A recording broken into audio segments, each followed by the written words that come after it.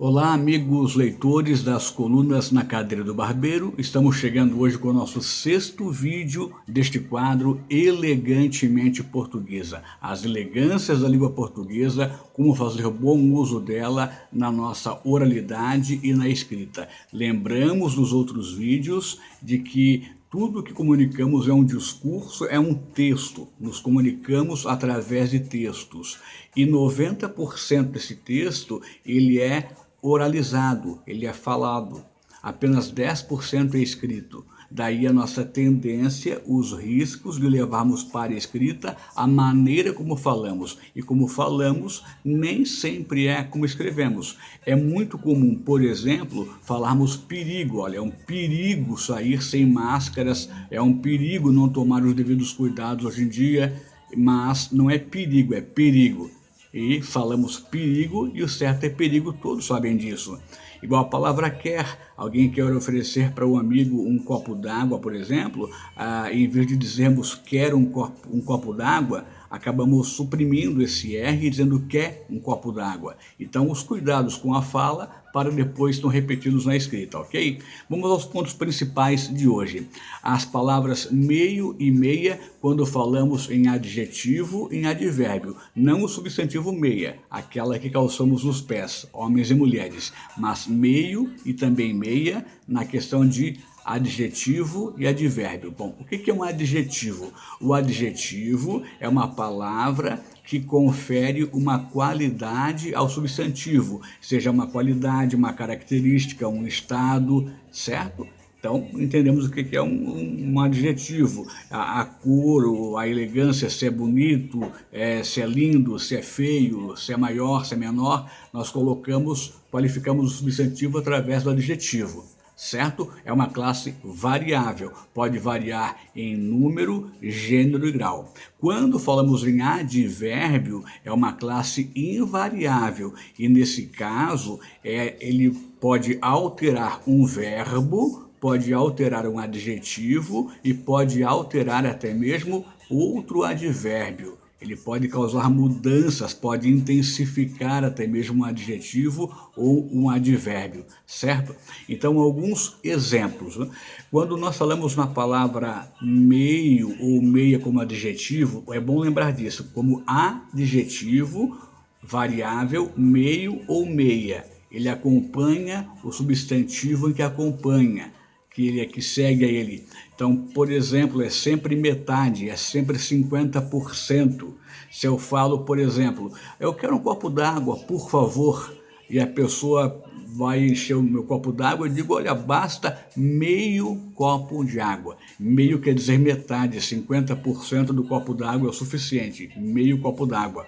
Uma outra pessoa vem com uma garrafa e a pessoa que está pedindo fala, não precisa encher a garrafa, basta meia garrafa d'água, metade, 50% da garrafa, porque é um adjetivo, certo? Então acompanha o substantivo, meio copo d'água, meia garrafa de água, quando for metade acompanha.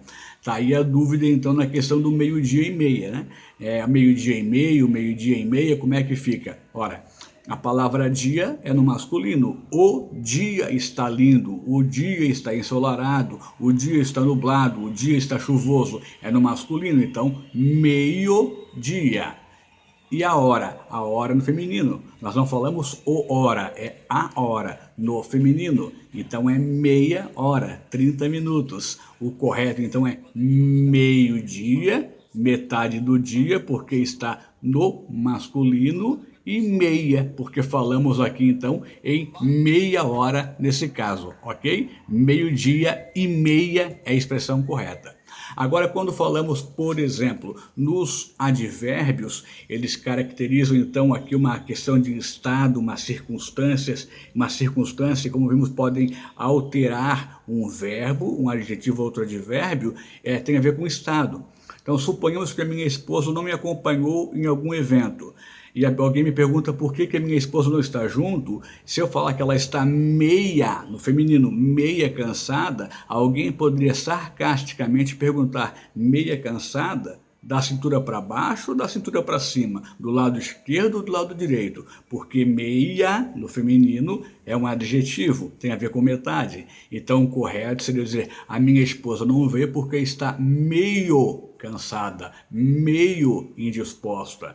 A minha mãe está meio preocupada com esta situação. Certo? A esposa do meu amigo está meio indisposta devido à sua gravidez. Então, quando é um estado, é uma circunstância, é invariável, certo? Só lembrando, minha esposa, minha mãe, minha tia, minha avó, esposa, amigo está meio triste, meio chateada, meio cansada, meio preocupada, meio aborrecida, meio sempre, certo? É invariável.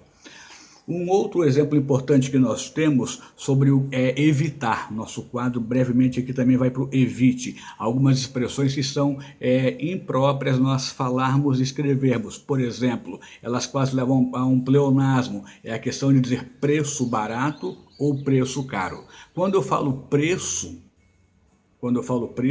isso já dá a entender que eu vou falar de algo que está caro ou barato. Então, se eu estou falando caro ou barato, já se subentende a palavra preço. Então, eu jamais, em hipótese alguma, devo falar e muito menos escrever preço caro ou preço barato. Basta caro ou barato. Então, um exemplo aqui, ó. Este serviço está caro.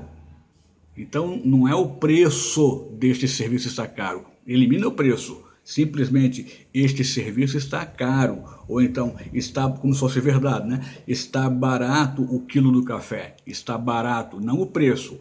Está barato. Esquecemos o preço, barato ou preço caro. Basta dizer caro ou barato, certo? Essas são algumas dicas para vocês neste nosso quadro Elegantemente Portuguesa. Lembrando das colunas na cadeira do barbeiro, a última que temos ali é com o tema o que é verdade, pegando o gancho de uma frase de Pilatos de 2000 anos atrás, passando por uma frase de Machado de Assis que diz crês em ti, mas nem sempre duvides dos outros. E ainda a teoria do espiral do silêncio, de Elisabeth Noelle Neumann, que lá em 1977, essa cientista política alemã falou sobre o isolamento social ligado à mídia de massa. Então, está lá no portal carosouvintes.org.br com o tema O que é verdade das colunas na cadeira do barbeiro. Vamos ficando por aqui, grato pela sua atenção e até o nosso próximo vídeo em mais alguns dias. Obrigado e até lá.